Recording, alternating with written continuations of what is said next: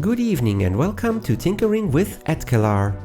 I know I promised you a camera restoration video soon, but something else came along and I couldn't let it sit around. Ladies and gentlemen, let's have a very early laptop, an Epson HX-20. Most websites call it the first ever laptop even, being first introduced in 1982. It features an LCD display and a built-in printer.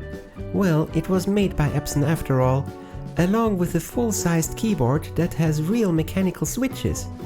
For storage, you could use an external tape drive or add the optional microcassette tape drive that my unit came with.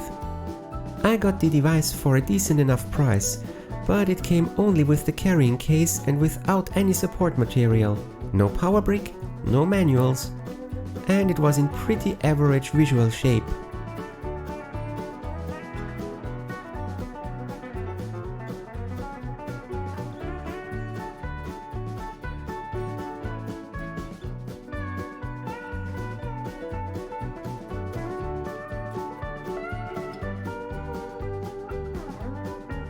I started by disassembling the thing. The goal was to get all plastic parts into the wash and replace any electronic parts that looked suspicious.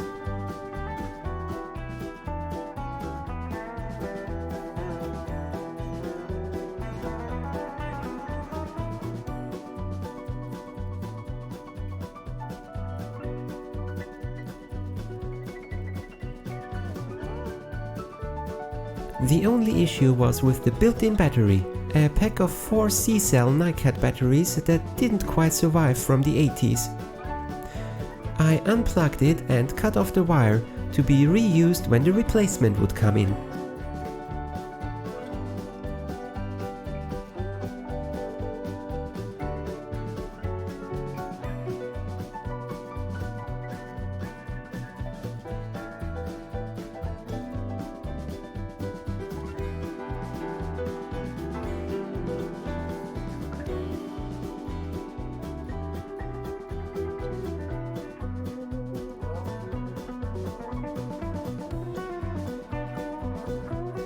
Disassembly took me to the printer, and disassemble it I did, down to the pins.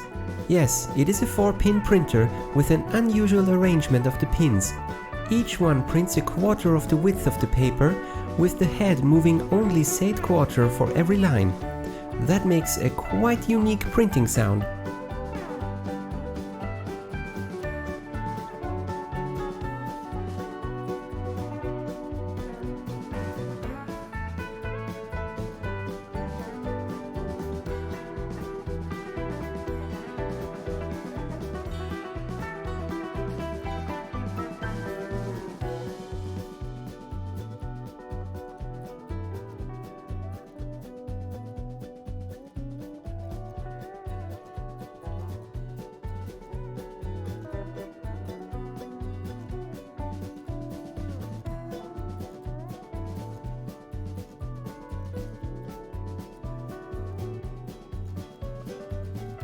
The tape drive was a whole different story. If you thought the print head was flimsy and tiny, the tape drive puts that to shame by far. Sandwiched electronics and mechanics with the drive belt in between. I had to desolder the switch that detects an open or closed door even. The drive belt was still intact, but as stiff as it can be. I expected as much and ordered a replacement belt.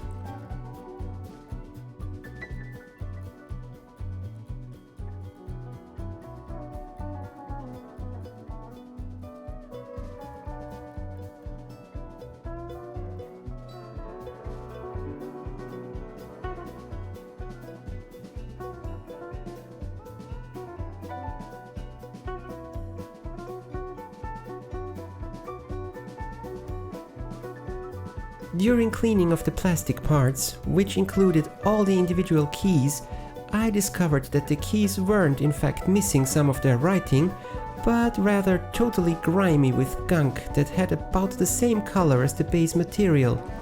Ew! This must have been a smoker's device. Yuck!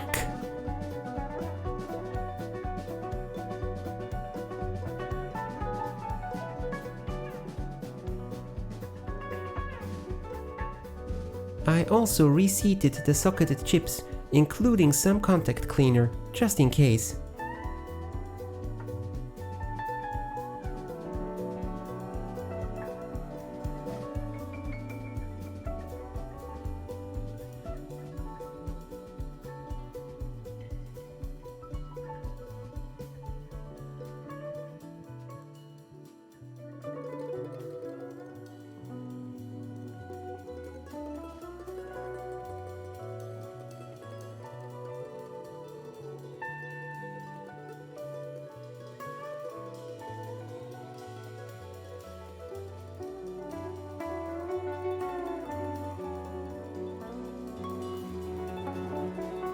Rebuilding the printer was first on the list, since I feared I'd forget the exact way it was supposed to go together. The pins for the print head proved especially troublesome. For some reason I could only find my slightly magnetic tweezers.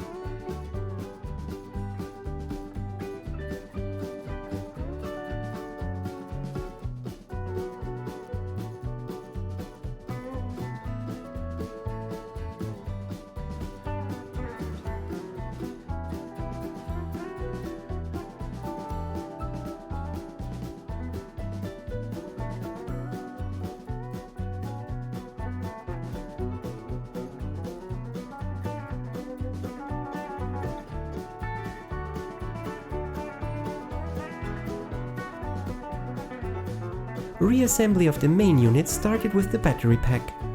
But the wires for the original plug were black? I've seen copper turn green over time, but truly black? Ew!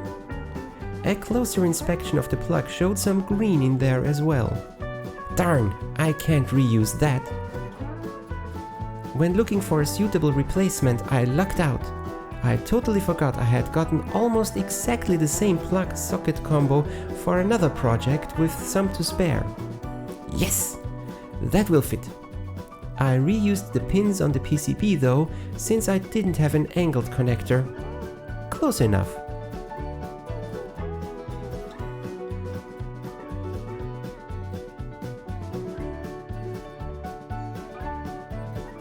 Since I didn't want to solder to the batteries and I don't have a welding device, I ordered batteries with solder tabs.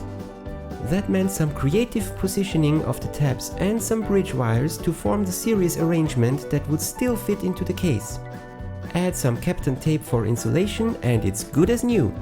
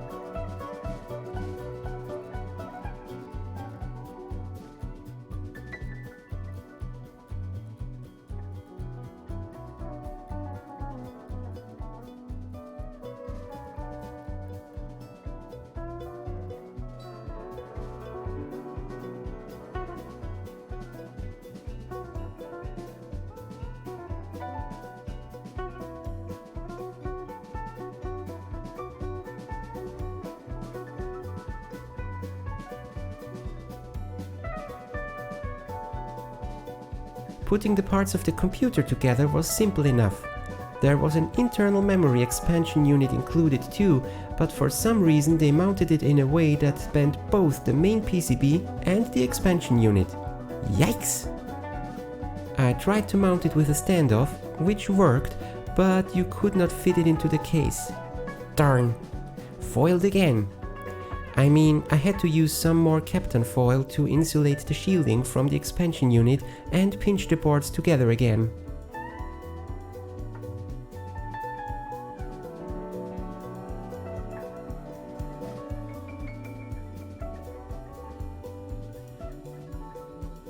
There was some garbled text below the main menu.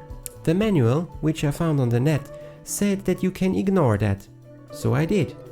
But selecting Basic from the menu landed me in the monitor with an unhandled runtime error.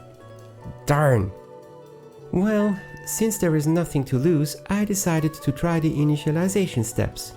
Control and paragraph, followed by yes. Enter new date and time and yes, the menu now doesn't show any garbage anymore. Selecting Basic again. Whoop! Epson Basic, copyright by Microsoft and Epson. Yes, yes, it seems to work. Let's try something. Print, and yes, the printer does move and makes noises. One of the sample programs in the Basic manual caught my eye.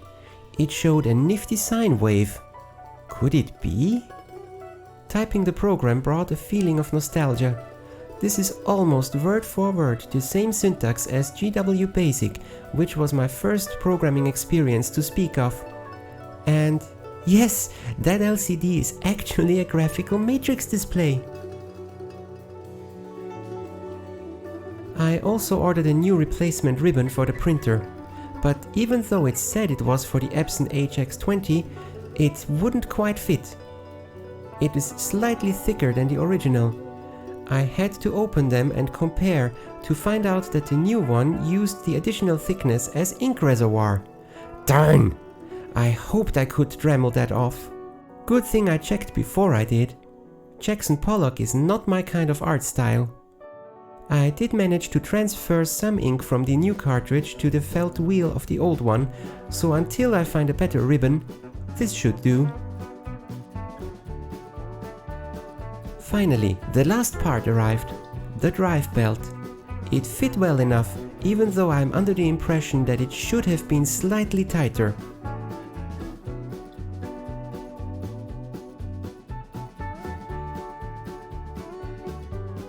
It has been over a week since I disassembled the drive, so getting the thing together again was quite a task. Especially since the door detection switch broke off and I had to get creative for resoldering that. Damn! How do I test it though? It came with a tape inside, but I don't know if there's even something on it. But still, before I put that thing into the tight housing again, I'd like to know if it works. So, plug it in without the enclosure and give it a try. I also got myself some new old stock tapes. A quick save for my program made the tape spin and the red LED light up. Looking good. Rewinding had issues though. I'm still not sure why the new tapes won't rewind, while the old one does without any issue. Maybe the belt is too loose after all? Maybe the tapes are not smooth enough?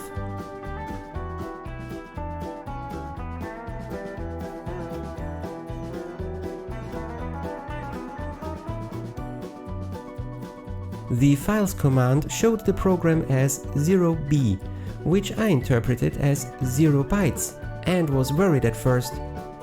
But it turns out that indicates a binary basic program. Whoever came up with that abbreviation should be ashamed of themselves. And this means that I now have a fully working 32 KB RAM equipped Epson HX-20.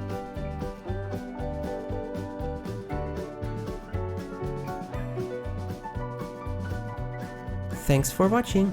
I hope you enjoyed this edition. See you next time.